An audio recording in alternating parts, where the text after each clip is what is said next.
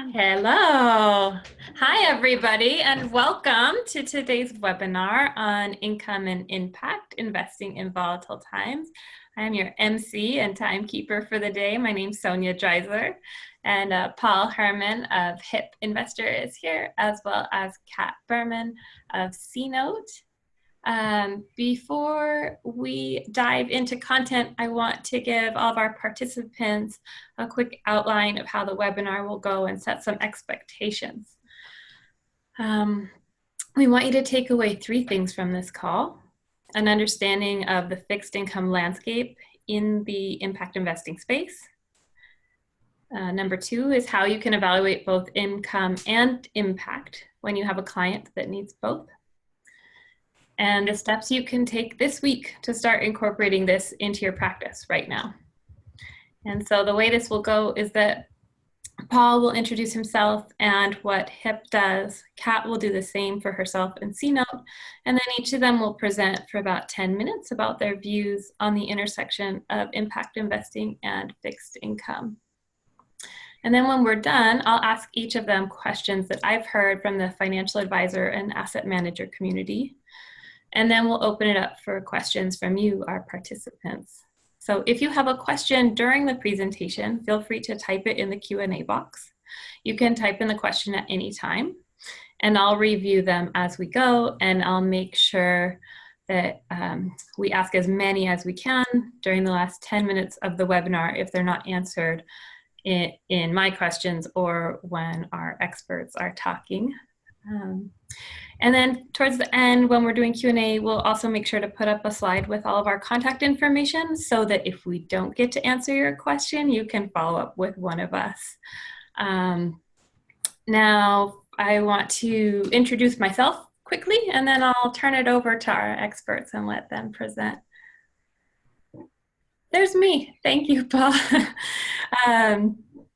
My name is Sonya Dreizler, and I'm not going to bore you with my bio. I'll tell you that I run a consulting firm called Solutions with Sonya, where I work with financial services firms to help drive successful rollout and adoption of impact investing and ESG solutions for them. And my background is about 15 years in financial services.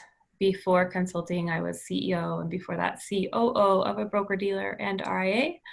That we had a niche in impact investing, or we had a large part of our business was in the impact investing and SRI niche. And it's something I've grown up with, and it's something I'm very passionate about. I write frequently on the topic. I have an educational newsletter that comes out once a week.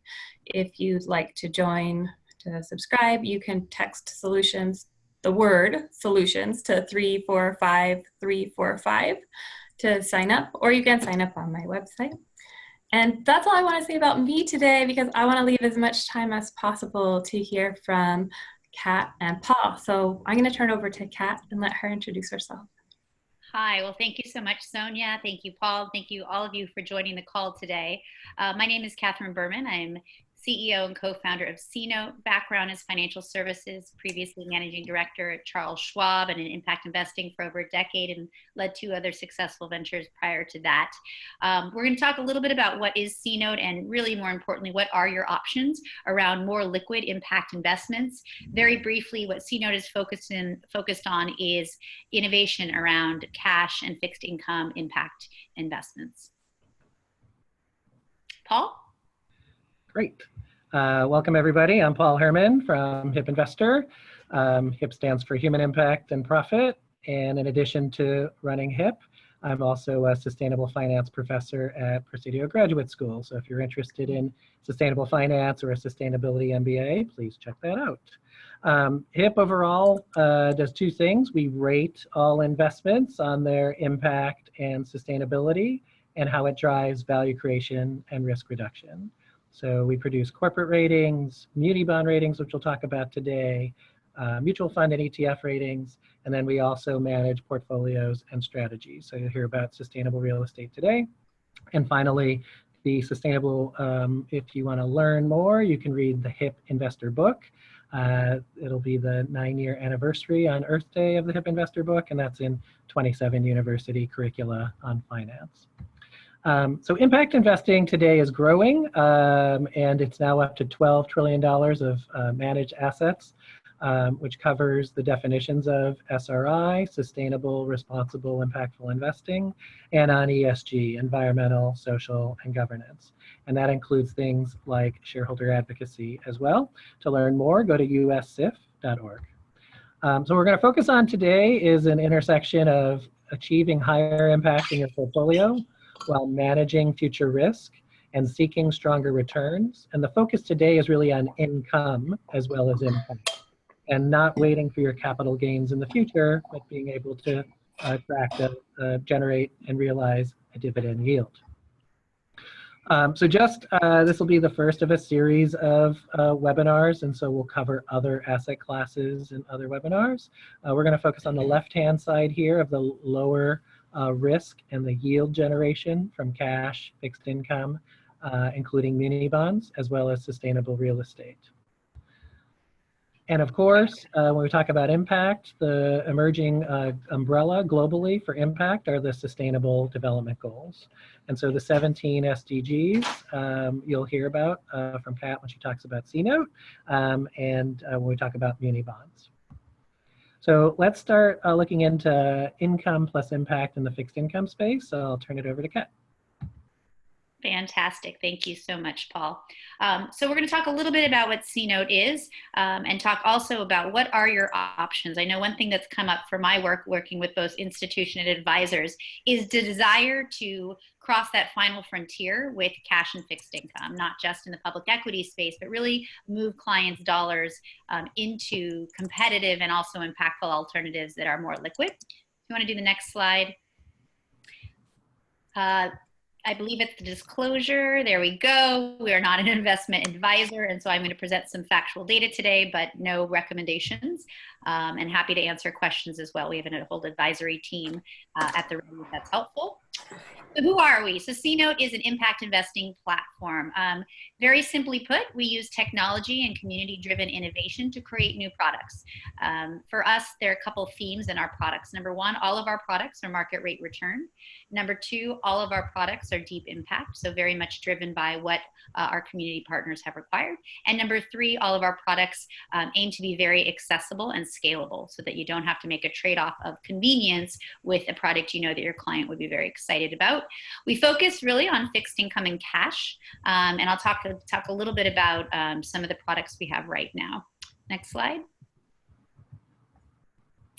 So just really in brief, it's cash and fixed income that delivers impact by leveraging technology. Next slide. So how do we do this? We do this by unlocking the $140 billion Cdfi industry.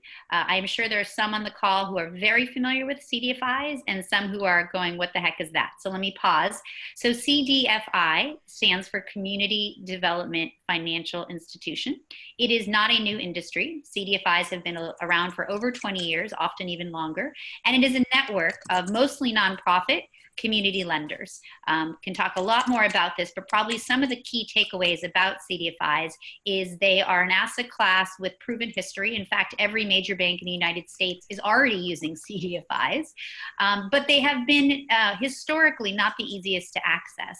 As an individual, not an easiest to access, and then as an institution.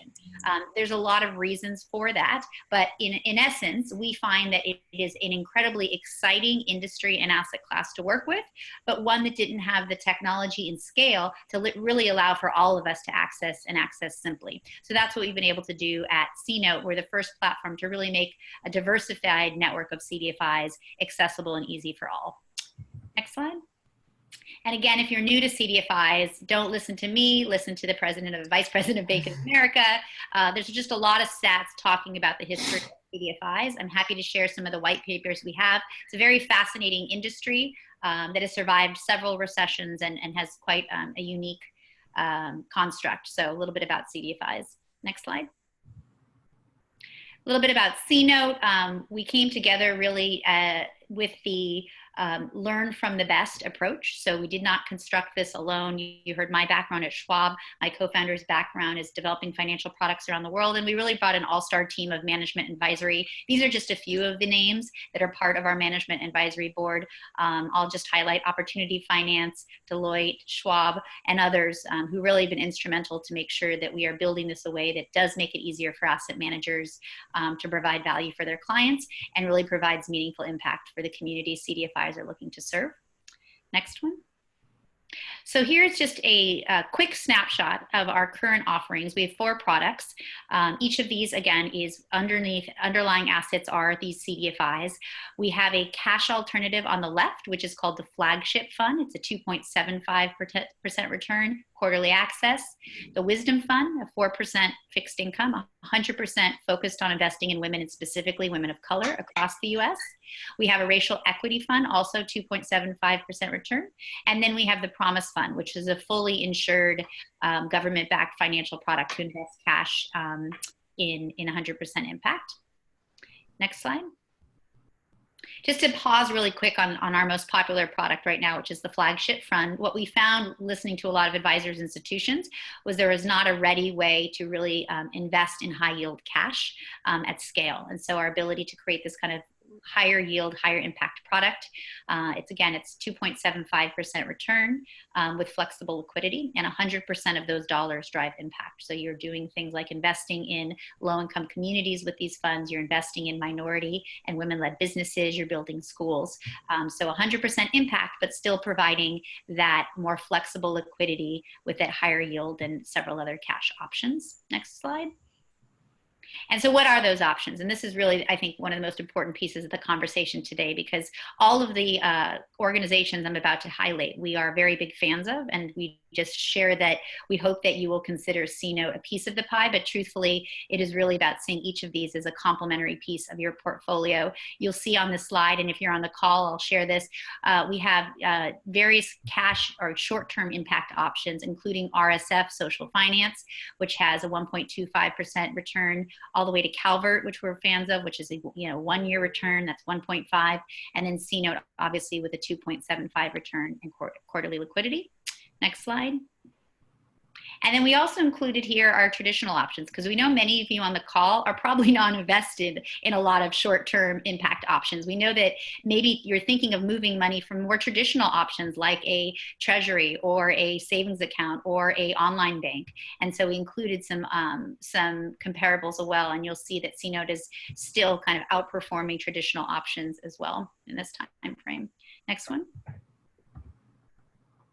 Fixed income, if you kind of think about the fixed income landscape, we tried to highlight some other great players like RSF, MicroVest, New Resource Bank. Several of them have some great fixed income and CD options, very different themes. Probably important to know the difference among those. You have RSF that does some really important work around sustainable agriculture, education, and I think one of their most popular programs, social entrepreneurship and investment in women in social entrepreneurship. So some really specific and great themes on the RSF front. You have MicroVest, which is really powerful from an international micro lending lens, and then New Resource Bank as well, which is more local sustainable development. So some of the options, both global and domestic. Next slide. And then you'll see 4 other ones that to kind of wrap up, more breadth of your options. Lending Club, so many more in the traditional peer-to-peer lending space. The Nature Conservancy, very much focused on the environment. And then Community Capital Management, which is more broad community development. I will share, as I said previously, CNote's focus is really domestic United States. So how do we drive greater economic opportunity and close the wealth gap? We do not focus internationally. Next slide. So one quality about our work is place-based. So because we work with a very large network of CDFIs across the country, we are able to do some very customized and place-based initiatives. So whether that's placing dollars in your backyard, you have a client who just wants to have their money go to their own community, or there's a region or a state that you want to support as a foundation, donor advised fund organization. Because of the richness of our data and working with the CDFI network, we do quite a bit of place-based investing I'm happy to speak to. Next slide. Just a few of our current clients: the Sierra Club, Tides Foundation, We Family Offices, NIA Impact Capital. So we have quite a few institutions and individuals that we get to work with. Next step. And then, of course, as Paul alluded to, just committed to the UN Sustainable Development Goals. So making sure that all our products not only have that competitive return and fit nicely in your portfolio, but also truly are reaching and responding to the UN Sustainable Development Goals. Next slide, just to share a little bit about the ones that we focus on. It's the number 1, no poverty. Number 5, gender equality. Next page. 8, decent work and economic growth. Reduced inequalities, number 10, number 11, sustainable cities and communities, and definitely number 17 as well. Okay, and so, yep, next slide. And so just to wrap up a little bit, so why have we seen tremendous growth with CNote? Really trying to mobilize that part of impact investing that has struggled, right, where we don't see tons of options, and that's in the more liquid cash and fixed income arena. So our flagship product, as I said, has that 2.75 return on cash, really trying to make it easy access for advisors. We understand that advisors don't need one more thing to do or one more platform to visit. So making that we've made ourselves very compatible with all your, both your back end reporting as well as your front end broker dealer and distribution channels, operational ease, and then product customization, being able to address the themes that are most important to your client. So not just on the return side, but if you have a client that cares about something more specifically, whether it's place or otherwise, being able to address that in a pretty easy fashion. Next slide. Great. Yeah. So Paul, take it away. Okay. Before we get there, Sonya, do you want to? Yeah, Kat. We are doing great on time. Thank you. You're making my job as timekeeper very easy. And we have 1 minute left. So I want to, I've got 3 of essentially the same question that have come in for you, or a related question that is right on topic of that slide that you still have up. And it's about basically the access. How do advisors access, are you on the major custodians? And then how does reporting work? Is this easy to put into a brokerage account? And how does it compare to your other typical fixed income? Can you speak to that briefly? So if I'll just say very briefly, because I want to make sure we give Paul a lot of time here, I'll say if every advisor on the call was on the same platform, it would be a very quick answer. But because I know each of you are not, and each of you have very different reporting structures, I will say we make it very easy. So yes, we make it quite easy to fit with whatever you're doing right now in terms of what custodied, in terms of reporting, and in terms of technology. We have a very strong operations team. Advisors at mycnote.com, we always encourage folks to set up a call. And what we do is we walk through what is your current process, and we fit in. That's essentially what we do. So happy to talk more about that, but given each of you are probably using a different system, we can share more independently best ways to access us. Okay, great. And I do see some other questions, but I'm going to hold those until our Q&A. I want to turn it over to you, Paul. Thanks, Kat. Thank you. All right. Thanks, Sonya. Thanks, Kat. Really excited about describing more options in fixed income. Obviously, CNote is a great fit for generating income and impact very directly, and with on the lower risk end of the curve. And so everything you see on the screen here towards the left is lower risk, towards the right is higher risk. So I'm going to talk about 2 topics: muni bonds and real estate investment trusts. And our disclaimer is here as well. So we have both a ratings company and an investment advisor to manage the strategies. Remember, this is not an offer of securities, and all investing has risks, and past results are not indicative of future performance. So in the muni bond space, one of the questions that we may talk about in Q&A is like, are all muni bonds impactful? Certainly, muni bonds are issued by governments and government-like districts, ranging from schools in our communities to energy utilities that aren't investor-owned utilities. There's more than 1,000 non-investor-owned utilities in the US. Cities, counties, and states, which is what you normally think of. Hospitals, affordable housing agencies, roads, as well as water utilities. And so what we've done at HIP is to create a unique rating system that rates impact, the health, wealth, earth, equality, and trust of an investment, and which also ends up being a leading indicator of future risk. So higher impact can reduce future risk and potentially strengthen returns to make it more, your portfolio more resilient. So across all of these different sectors, we rate more than 110,000 muni bond issuers. And we'll show you in just a second how some of them rate high and some of them rate low. And in addition to these 114,000 issuers, we've also personally reviewed 35,000 QSIPs. So these are the bond documents that relate to each individual issuance. So what we found is that there's a spread of impact. Some schools are better at teaching students, some hospitals are better at treating patients, some energy utilities are more renewable, and some cities are doing a better job for their citizens. And then there's some that are lagging. So this spread of 0 to 100 allows you to overlay this on muni bond portfolios, or if you work with fund managers who use the HIP ratings, you can direct them to essentially drive you towards higher impact or to look for ones that have increasing momentum towards higher impact. So all munis have some form of impact, but some are more impactful than others.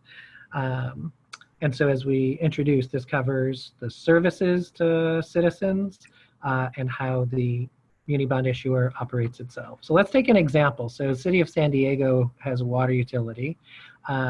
We look at things like the drinking water safety. What are the contaminants in the drinking water? We also look at their smart metering so that customers can use less water. The environmental aspects are essential in terms of what leakage there might be and what's the per person usage, as well as the gender diversity of the organizations. So we're able to do this for, again, more than 110,000 munis, and that allows you to design a higher and higher impactful portfolio. Now, the proportion of these impacts of whether it's physical and mental health of customers, or the income or asset generating power of citizens, or the clean air and clean water, those differ by sector. So in the general government sector, they're more equally proportioned. In housing, it's about housing affordability. In water, as we saw, it's both about the environmental condition of the water as well as the health of the people drinking it. And we're going to take a little mini deep dive into kindergarten to 12 school districts. And so what we find in kindergarten to 12 school districts is we're able to, and so one more overview here, that the stretch of impact ratings and characteristics varies by sector. Some are tighter and some are wider. And what you can see here, yes. We have a few folks who have just called in and they can't see your slides. Can you explain just a little bit what you mean by the stretch of impact ratings? Okay. Okay, so, but they cannot see the slides currently? Right. Yeah. They're on the phone only. Okay, got it. Yeah, so on a 0 to 100 scale, sometimes the peak of high impact is delivering clean water and a water utility that can stretch up into a 90 out of 100 score. But in utilities that are run by cities and counties around the country, a lot of those still are not yet fully invested in renewable power. And so the higher proportion of energy utilities actually falls in the more negative impact or extractive nature. Hospitals are similar. A lot of urban hospitals serve a wide variety of patients with high complexities. And sometimes it's more difficult for urban hospitals to score as high as suburban hospitals. In rural areas, we find that there might be limited services. So the health outcomes of people who go to rural areas, health facilities may be strained. So this creates an opportunity for impact investors to potentially direct your investments to those areas that have higher needs. Okay, so what does this mean like for a school district? So all of us went to school most likely in kindergarten, 3rd grade, 5th grade, 8th grade. Most of us went to high school. What this rates is what is the educational outcomes, what are test scores, what is the migration to college, what's the proportion of dollars spent inside the classroom, as well as what's the variety of ethnicity served in the areas where school districts are operating. And what we see is higher income school districts generally can be more impactful in their education outcomes, but there's wide dispersion. And on the left-hand side of this chart, for those of you who can see it, is there are, in the top left-hand of this chart, there are school districts. These are all 13,000 school districts in the US. So we've graphed this using Tableau, which we love. What you see is these upper left-hand school districts have low income coming into the school district, either from low property taxes or low allocations from the state, but have high education outcomes. This is a great place to go looking for impact investments of those school districts that are already performing well and could benefit from more capital. Now, there are school districts that do as well, and some of those are low income, and certainly capital can help them. But question to ask yourself as an investor is, if I add more capital, will this help? Or is there something else I need to add in how that school is managed? So overlaying the sustainable development goals, of course, there's 17 sustainable development goals, but there's 5 that hone in specifically on environment around clean water and clean land and climate action. There's another 8 that focus on human and social factors. Kat referred to these in CNote about no poverty and gender equality and reducing inequality, as well as quality education. And then there's crossover sustainable development goals in terms of responsible consumption and sustainable cities. And so as you overlay these environmental, the 17 SDGs have 169 metrics that they seek to track, but not all of those 169 metrics are actually trackable today. So what we provide at HIPinvestor are metrics that are already tracked, anywhere from water utilities to energy utilities are the main focus on the environmental side. And so if you care about the environment for your muni bond portfolio, you're probably going to be attracted to more water and wastewater utilities and energy utilities, and the education or governments may be less of a fit. However, if your focus on SDGs is more of the human and social, then the metrics around poverty rate and free and reduced lunches and the infant mortality rate in a country, as well as the graduation rate from a community college, are more meaningful. And that could lead you to investing in community colleges, K-12 school districts, and universities, as well as a mix of cities, counties, and states. So this allows a deeper dive to see exactly what your impact is and what performance metrics can show progress over time. And we see 3 gaps as we do ratings of investments. We see a transparency gap. Not everybody reports everything. We see a performance gap. So there's leaders and laggards. Some issuers are top quartile, some are bottom quartile. And we see an accountability gap. And so one of the exciting innovations in the muni bond world for income and impact is an issuer like Washington, D.C. Water. And Washington, D.C. Water has actually put in its muni bond issuance specific wastewater overflow metrics that if they do better, there's a reward, and if they do worse, there's a penalty. Unfortunately, there's just one of these in the entire muni bond universe. There's only one bond, the DC Water bond, that is accountable to performance metrics. Every other green bond that you hear about talks about use of proceeds, but doesn't commit to an energy, water, waste, or emissions quantitative outcome. All right, so that's in the muni bond world. So happy to talk more in Q&A about deeper questions about how to enhance your portfolio for impact, a lower risk, and potentially stronger return. So the one other asset class we want to cover in impact, income and impact are real estate investment trusts. So this is income generating appreciation. So you can get a capital gain, hopefully, if you allocate right, as well as an ongoing dividend yield. We use the HIP 0 to 100 rating system for more than 7,000 global equities, and this includes real estate investment trusts. And what we found is that 5-year total shareholder return, including reinvested dividends, as of the end of 2017, higher HIP ratings correlated with higher total shareholder return, including reinvested dividends, and lower ratings correlated with lower shareholder return or even negative shareholder return. The 2018 chart for this shows a similar relationship. Higher impact, higher ESG can contribute to a higher return. Lower impact in a portfolio can lead to lower shareholder returns.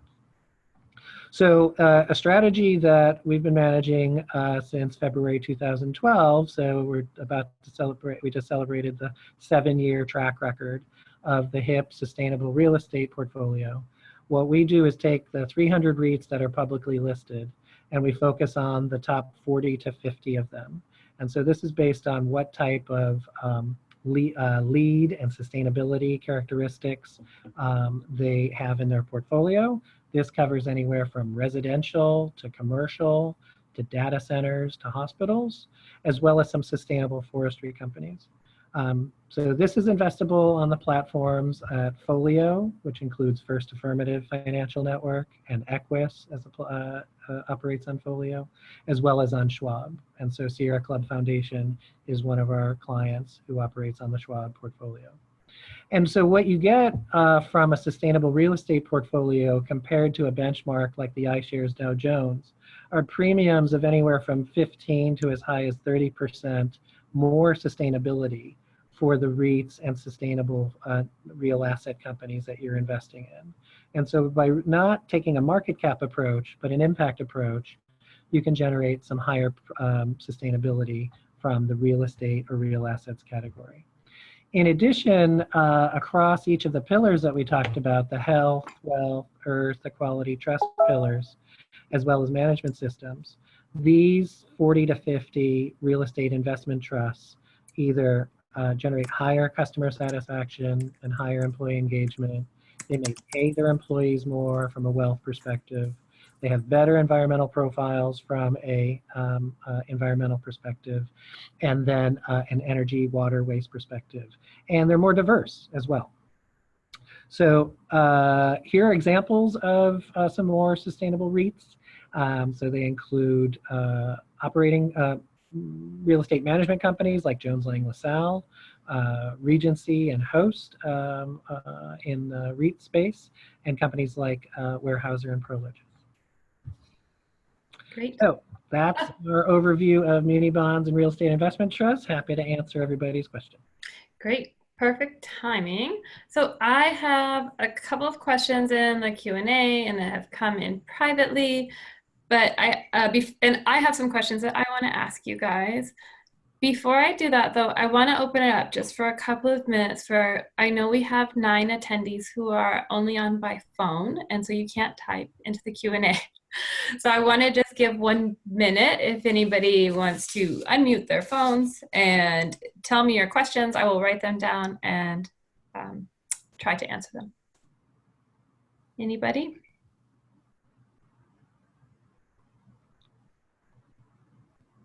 No, okay. We've got quiet folks on the phone.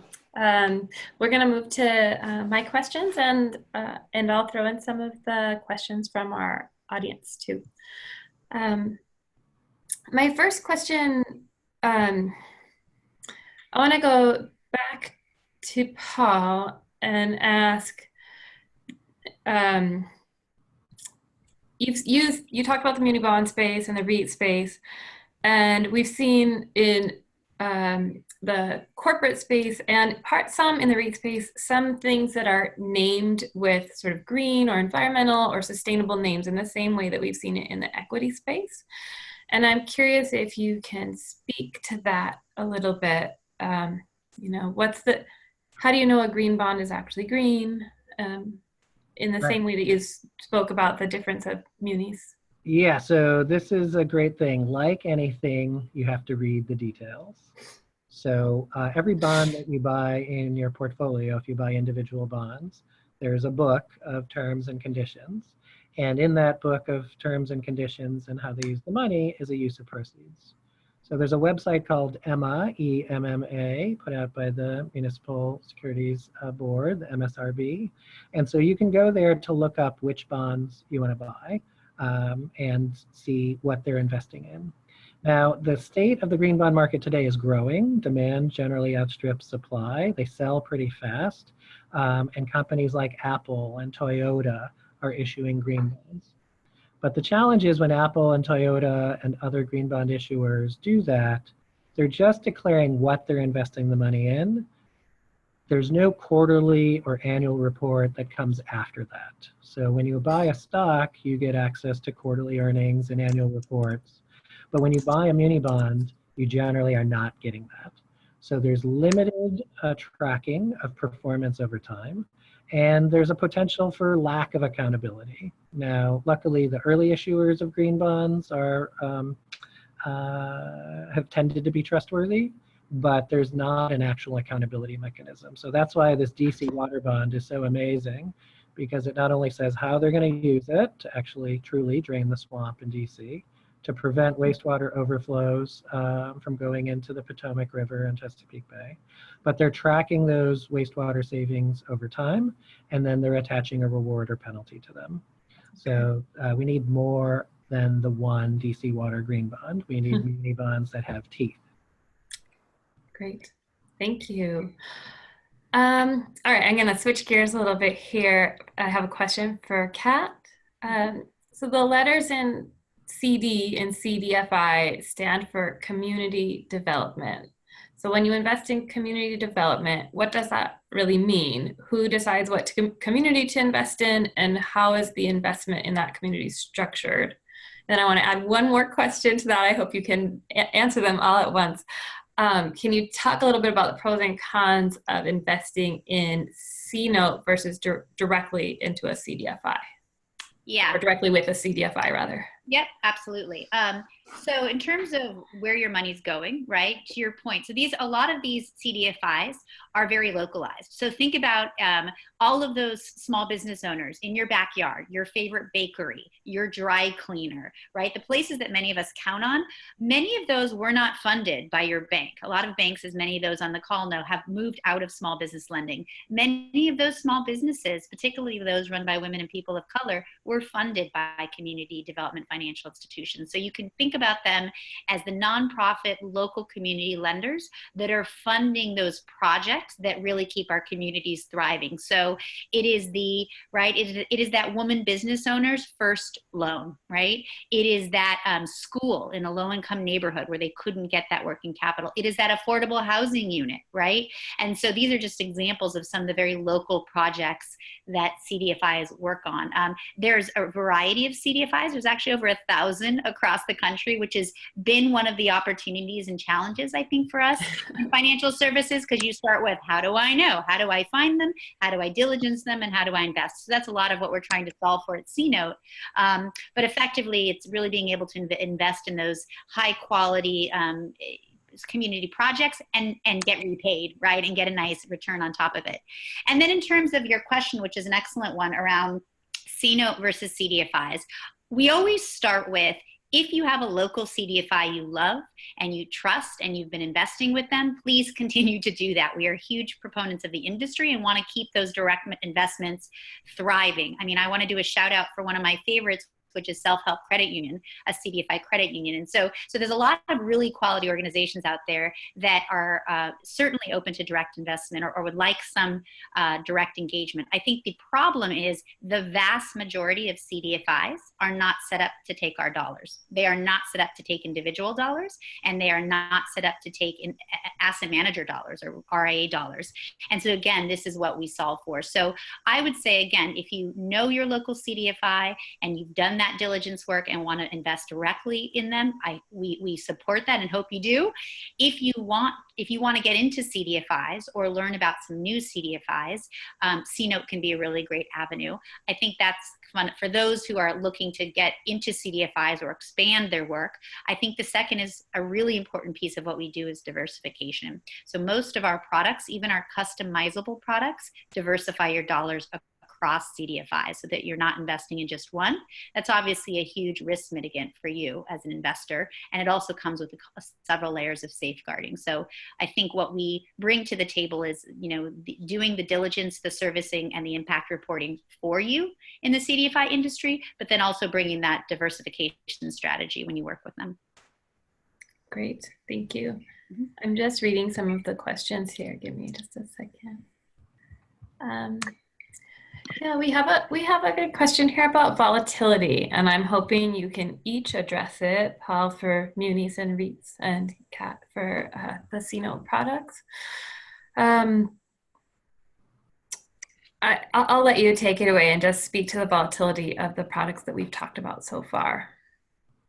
All right, well, Kat, you want to start on the lower volatility and we'll move across the efficient frontier? No, absolutely. Well, I'll talk first about, so we've shared our product set goes from zero risk to low risk, right? So we have our fully insured products all the way to our low risk products and the fixed income products. And volatility we think about a lot. I think one of the benefits we have at CNote is getting to work with an industry that's not new. So all of the CDFIs in our portfolio have been through, if not one or two recessions. The youngest CDFI, I believe, is 18 years old. And so there's not a lot of new underneath our hood. And how many are there, Kat? How many CDFIs? We have over 20 CDFIs across the nation. Yeah, and that grows every single month. We onboard new ones. And so when we think about volatility, I think we think about a couple things. I think about number one, obviously the strength of diligence, right? You want to be with, whether it's us or someone else, being with the strength of a partner that really knows and understands that asset class and can really diligence the best of the best. Not even just diligence for performance, but diligence for resiliency, because we know hard times are a coming. It's when, not if. And so making sure that those underlying assets have stood the test of time and are set up for resiliency. So that's the first thing we think about. I think the second thing we think about is obviously the diversification element, right? So CDFIs in this asset class is not correlated with the market. So we don't feel the bumps and the bruises when you're, right, when you're feeling the nausea with the market.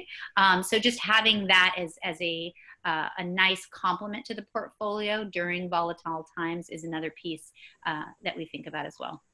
Great, thanks. Paul, can I add a second part to your question?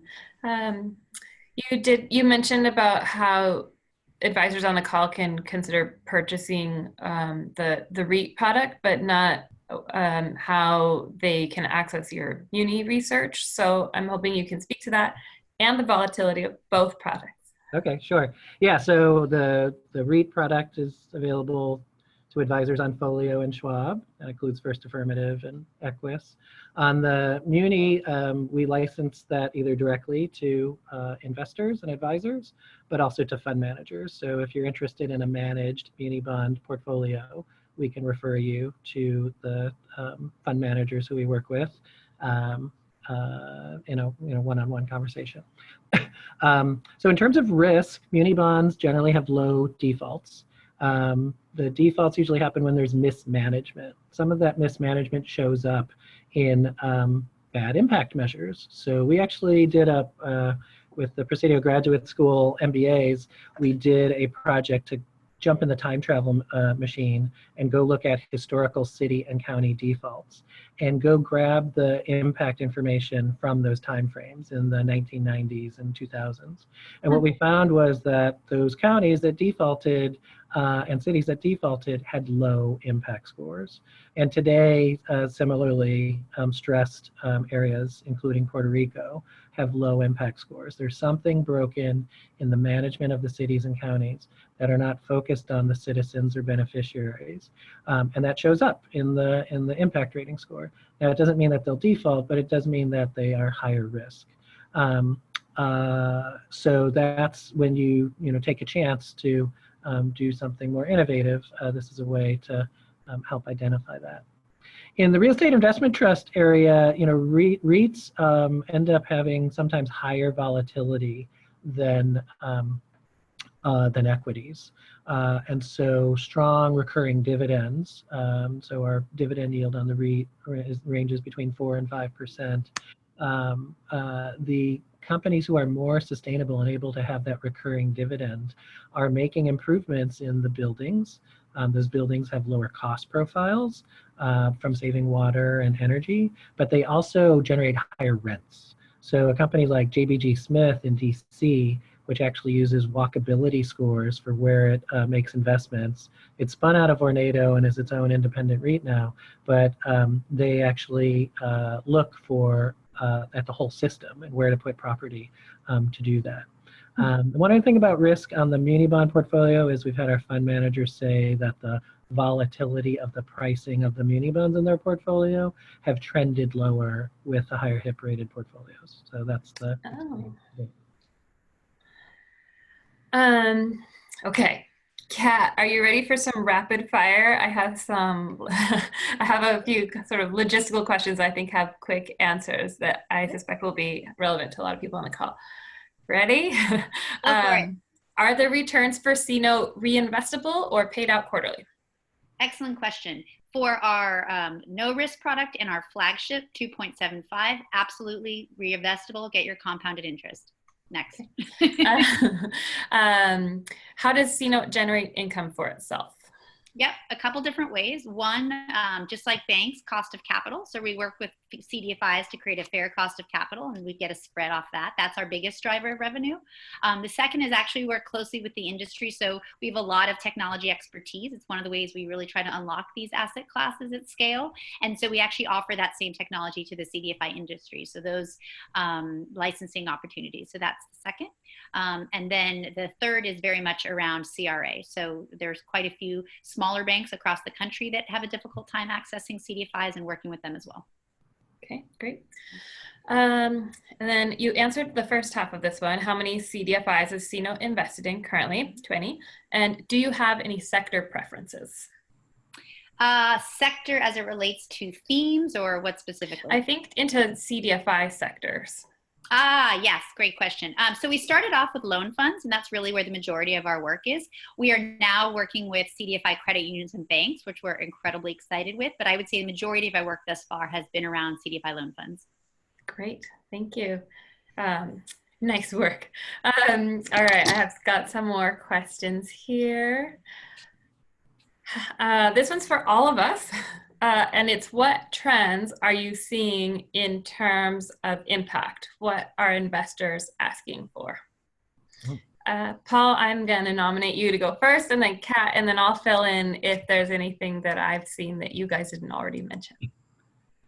Okay, well, top of mind for many investors is climate action. That's the environmental SDGs, focus in on that, greenhouse gas intensity, how to migrate energy production from fossil to renewable, and also take advantage of sort of new innovations in mobility, ranging from electric scooters to electric cars to group transport. That's one. Gender equality is usually a very strong impact theme as well. So opportunities and access for women around the world, as well as ethnic diversity. Those are two big ones. Yeah. Yeah, I'm going to sound like I'm an echo here, because one of the things we've been delighted by is a lot of what we do is try to navigate between what the Cdfis are telling us is most impactful in their communities and what investors are most interested in. And so that's how we created the product suite that you saw. And lo and behold, guess what? It's the themes that I think Paul just referenced specifically for us. We're seeing a lot of interest around investing in women, and specifically women of color across the country. And I think that's really exciting. Racial equity, how do we create innovative strategies, and how do we empower those nonprofits to drive greater conversation and empowerment? So I think racial equity is another theme I'm seeing, and definitely the environment, and really finding ways to contribute in a meaningful way. Probably an overlay we're getting on all of these is I think a really important new chapter as it relates to transparency and storytelling. I think one of the things we learned out of the gate is most people don't want a 50-page impact report. We think sometimes they do, but the overarching feedback we've gotten both from clients and advisors is, please don't send me a 50-page report. And so we've really worked hard to tailor it so that it really provides those data that hit home, and get to the heart of yes, you're doing what you said you would with our money, and yes, you're providing meaningful impact, not just throwing money at the problem. And yes, it's something, a quick read that either provides the quantifiable metrics or the qualitative emotional appeal that my clients are working from. So that's been some great learning for us as well. And I'll second that with the stories that CNote has on their website. The borrower stories are really wonderful. That's something, telling stories of impact is something I suggest to advisors and firms alike. And CNote does a really good job of providing examples of that. Thank you. So Shout out check to our those out. So what I see is a lot of the same themes. And then I have a slightly different perspective in terms of who I'm working with, and what I see is a lot of interest from financial institutions and some interest from financial advisors, a lot of interest from clients, and there's a bit of a disconnect between the client interest and the new availability of product and the advisor adoption. And so while I have seen a fair amount of increased interest from advisors, not as many are adopting as we would expect given the demand that we're hearing about. Let's see. I'm gonna go to a couple more questions here. All right, I'm gonna ask one question about the SDGs and then get a couple pieces of practical advice from you two. So some firms are using SDGs as a unifying framework, which we talked about a little bit. And Paul, you spoke to this a little bit already. Kat, does CNote align SDGs, or rather align the loans to SDGs or use it at all as a framework? Yeah, I think we use it less as a framework in terms of individual loans, because all of these CDFIs we work with, obviously, these are all very impactful organizations that are working for a common good. And then the question more is then how. And so we have found in terms of our work, both of as an organization, as a woman-led, impact investment firm, as well as the kind of products that we deliver, that there were several that just clearly we were advancing. And those are the ones I shared earlier. So 1, 5, 8, 10, for example. Great. So before we go in the last couple of minutes, I am hoping that each of you, first Paul and then Kat, could share with us one small step that advisors and investors on the call can take tomorrow to start adding this to their practice or learning more about this type of investing for income and impact. Paul, you're first. Okay, happy to. Yeah, so I heard a new term the other day called toe dipping. Yes. So I think Kat used that the other day, toe dipping. And so my encouragement, we dip your toe. Take some of the cash or lower fixed income, allocate it to CNote or some of the other products we covered here. If you are allocating to real estate or real assets, put some of those in sustainable orientation. But overall, do a inventory across your whole portfolio and see how they rate. See how the equities rate, see how the fixed income rates, and take a temperature of where your current portfolio is today and run them side by side. So one of the advisors we work with, I've encouraged to, for the S&P 500, where they might be using the SPY ETF, the SPY ETF, split that into two and put half of it in ETHO, which is a climate efficient ETF, and half of it into SPY, and see how they track over time. And to date, how it's worked out is ETHO generally outperforms SPY. So you may find that similarly in fixed income, in cash, and in sustainable REITs. Great. What's your toe dipping suggestion?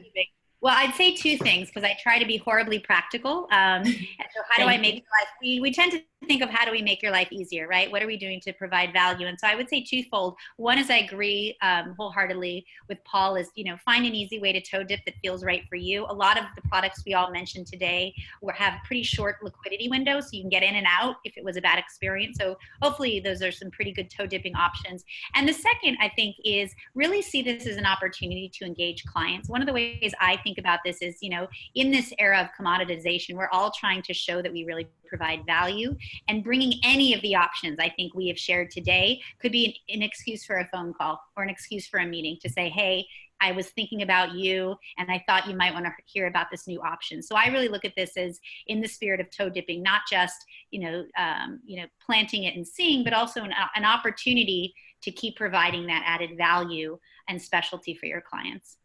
And Kat, you also have some corporations who are evaluating for cash management whether this is a fit, right? absolutely. I was just this week at an amazing conference with a lot of sustainability leaders this is very top of mind for them. So this is a direction that I think not only all of us in the call are going into with our cash and fixed income, it's a direction corporations are well. So it's an exciting time. And it's a way as a foundation, if you have a foundation, to align your mission with your corpus and your for-profit portfolio as well. Yeah. Donor advised funds, this has been a really nice fit for as well. So if you have a DAF or one of your clients do, it's again another great discussion point to bring up.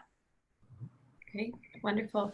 My toe dip suggestion is the next time you meet with a trusted client that that you know well and where you trust their opinion, have a part of the conversation around, this is something new that I might be able to offer.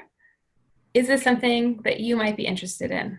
And whether that's, you know, whatever particular piece of the impact investing puzzle you want to start with, ask a client and see what the reaction is. My guess is it will be positive, and it definitely won't be negative. Asking clients to have that kind of conversation and for their feedback is usually a really positive experience. All right, any last notes before we sign off, guys? Last notes are, somebody asked about free trials, especially for MBA students. Yes, that's something we can offer. We're seek to educate everybody and get all the young people to take action. So that's definitely a positive. And then as a sustainable finance professor at Presidio, we have students that can do sustainability projects. I'll just put a plug in for that. All right. Great. Kat? I would just say always happy to answer questions. So, you know, we tend to do 30-minute consultation calls just to talk about what we talked about today. What's your experience? How's it going with clients? How can we be helpful? If we can't, we will make an introduction to one of the wonderful organizations I shared. So very much in the spirit of how do we move all these dollars into something more impactful and smart market-wise. And so anyways, so we host those all the time. So if you email advisors@mycnote.com or email me, we can always set that up. Yes, and Kat and Paul and my information is on the screen right here. And all of us welcome follow-up questions for you if you have them directly. Thank you all for your time today. We appreciate it. Kat, Paul, thanks for sharing your expertise today. What a pleasure. Thank you, Sonya. Sonya, for your leadership. Appreciate it.